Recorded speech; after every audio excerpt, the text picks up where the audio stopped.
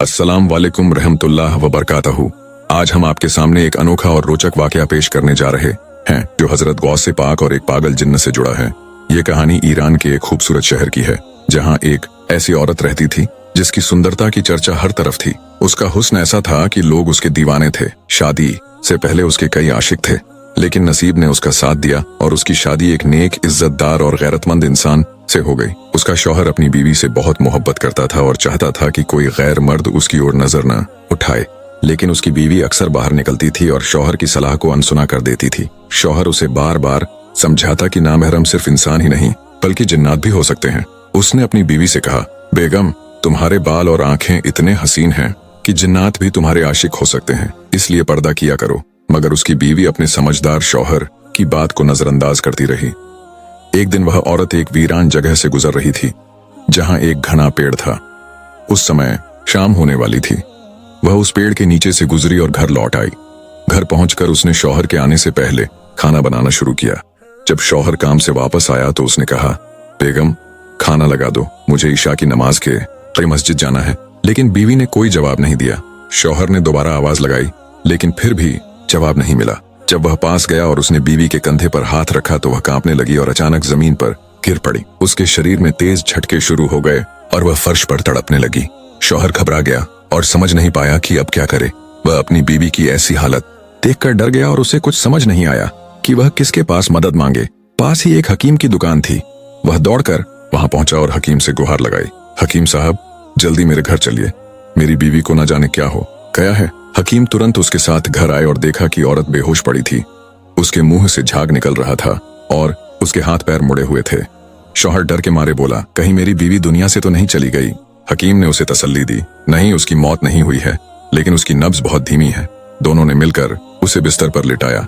हकीम ने कुछ दवाइयां दी और कहा, यह दवा उसे खिला दो, वह ठीक हो जाएगी। लेकिन यह कोई साधारण बीमारी नहीं थी। यह ऐसी बीमारी थी कि वह औरत कभी भी कहीं भी बेसुध होकर गिर पड़ती थी। दर्द से तड़पती हुई वह जमीन पर लौटने लगती थी और कई बार जब वह बाजार में होती तो अचानक बिना किसी वजह के गिर जाती। उसके मुंह से झाग निकलने लगता और कुछ ही देर बाद वह ठीक होकर अनजान बनकर पूछती, मुझे क्या हुआ था। उसे बेहोशी में कुछ भी याद नहीं रहता था। शौहर को अपनी बीवी की बहुत फिक्र थी। घर में तो जो हालात थे सो थे, लेकिन जब वह लोगों के सामने गिरती तो उसकी हालत ऐसी हो जाती कि लोग उसका मजाक उड़ाते। कोई कहता, अपनी बीवी को संभालो, इस पर कोई बुरी बला का साया है। कोई सलाह देता, इसे किसी फकीर के पास ले जाओ, तावीज बनवाओ, शायद ठीक हो जाए। शौहर ने हर तरह का इलाज करवाया, हकीम की दवाइयां, टोटके, सब कुछ आजमाया, लेकिन उसकी हालत में कोई सुधार नहीं हुआ। वह पूरी तरह से परेशान हो चुका था। एक दिन उसे किसी ने बताया कि दूर एक पहाड़ के पास एक दरख्त के नीचे कुछ दरवेश रहते हैं। वह उनके पास पहुंचा। दरवेश ने उसे देखते ही पूछा, बताओ किस वजह से आए हो। उसने अपनी सारी आपबीती सुनाई और कहा, हुजूर, मेरी बीवी बहुत बीमार है। कई सालों से यह सिलसिला चल रहा है।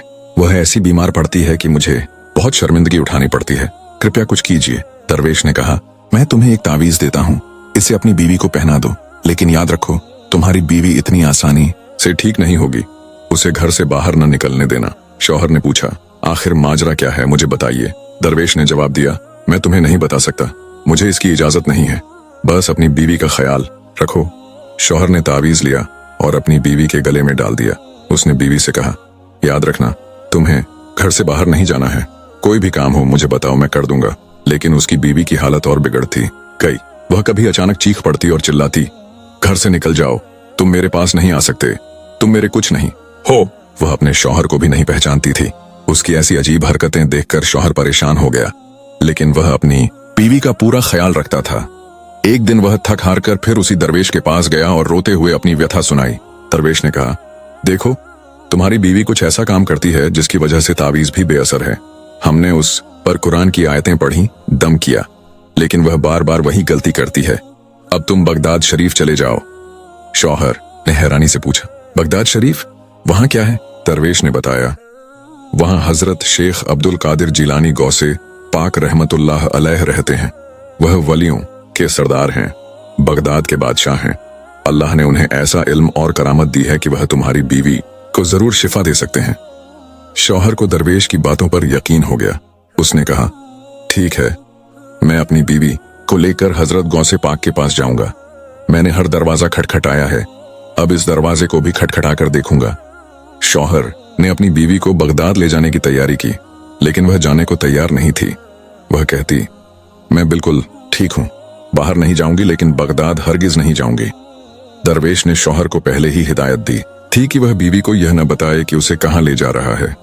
शौहर ने उसे समझाया, देखो, लोग तुम्हारा मजाक उड़ा रहे हैं, तुम सालों से इस तकलीफ को झेल रही हो और मुझे भी तुम्हारी वजह से दुख हो रहा है। चलो वहां चलते हैं, मैंने सुना है कि वह बहुत नेक इंसान है, उनकी दुआ से तुम ठीक हो जाओगी।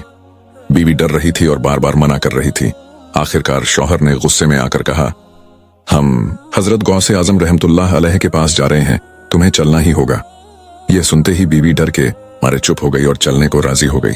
कई दिनों के लंबे सफर के बाद वह बगदाद पहुंचा और हजरत गौसे पाक के एक मुरीद से मिला। उसने अपनी बीवी की बीमारी का जिक्र किया और हुजूर से मिलने की इजाजत मांगी। मुरीद ने कहा, पहले तुम अकेले जाओ, फिर इजाजत मिलने पर अपनी बीवी को लाना। शौहर रोता हुआ हजरत गौसे आजम की खिदमत में हाजिर हुआ और अपनी आपबीती सुनाई। उसने कहा, हुजूर, मैं इरफान से आया हूं, मेरी बीवी को अजीब दौरे पड़ते हैं, 10 साल से ज्यादा हो गए, मैं थक चुका हूं।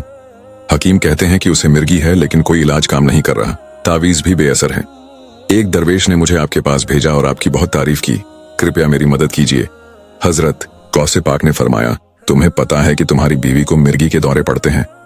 यह बीमारी कभी कभी खबीस जिन्नात की वजह से होती है। तुम्हारी बीवी का मामला एक ऐसे जिन्न की वजह से है जो शरणदीप की वादी का रहने वाला है। वह जिन्न तुम्हारी बीवी की खूबसूरती पर फिदा हो गया जब वह उस पेड़ के नीचे से गुजरी थी। उसका नाम खान है और वह उसे तंग करता है, इसलिए उसे दौरे पड़ते हैं। शौहर हैरान था। हुजूर ने आगे फरमाया, तुम डरना मत, जब तुम्हारी बीवी को दौरा पड़े तो उसके कान में कहना, ए खान, हजरत शेख अब्दुल कादिर जिलानी जो बगदाद में रहते हैं, उनका फरमान है कि आज के बाद मेरी बीवी के पास ना आना, वरना तू हलाक हो जाएगा। उसी रात उसकी बीवी को फिर दौरा पड़ा। वह अजीब आवाजें निकाल रही थी और उसकी हालत पहले जैसी हो गई। शौहर ने हजरत के बताए अमल को दोहराया और उसके कान में कहा, ऐ खान, हजरत गौसे आजम का फरमान है कि मेरी बीवी को छोड़ दे, वरना तू तबाह हो जाएगा।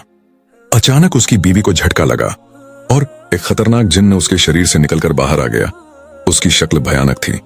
वह चीखा, मैं इतनी आसानी से नहीं जाऊंगा, मैं तुमसे और तुम्हारी बीवी से बदला लूंगा। शौहर ने जवाब दिया, तुझे अल्लाह का वास्ता, मेरे रब का वास्ता, यहां से चला जा। जिन्न बार बार कोशिश कर रहा था, लेकिन गौसे आजम का नाम लेने से वह औरत के पास नहीं पहुंच पा रहा था। शौहर ने देखा कि उसकी बीवी अभी भी तड़प रही है। उसने जोर से पुकारा, आलमदद या गौसे आजम, हमारी मदद करें। बस इतना कहते ही जिन्न चीखने लगा जैसे कोई उसे मार रहा हो। अचानक उसके शरीर में आग लग गई और वह चिल्लाया, मैं चला जाऊंगा, अब इस औरत को तंग नहीं करूंगा। शौहर ने कहा, अब तू जिंदा नहीं बचेगा।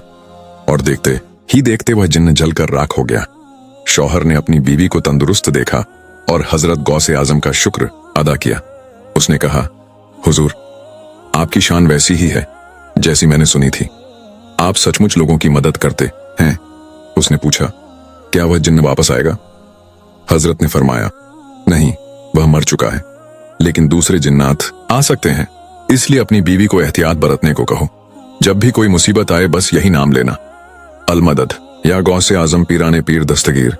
सुभान अल्लाह। यह थी हजरत गौसे आजम की शान। अगर यह वाकया आपको पसंद आया तो कमेंट में या गौस लिखें और इस कहानी को गौसे पाक के चाहने वालों के साथ जरूर शेयर करें।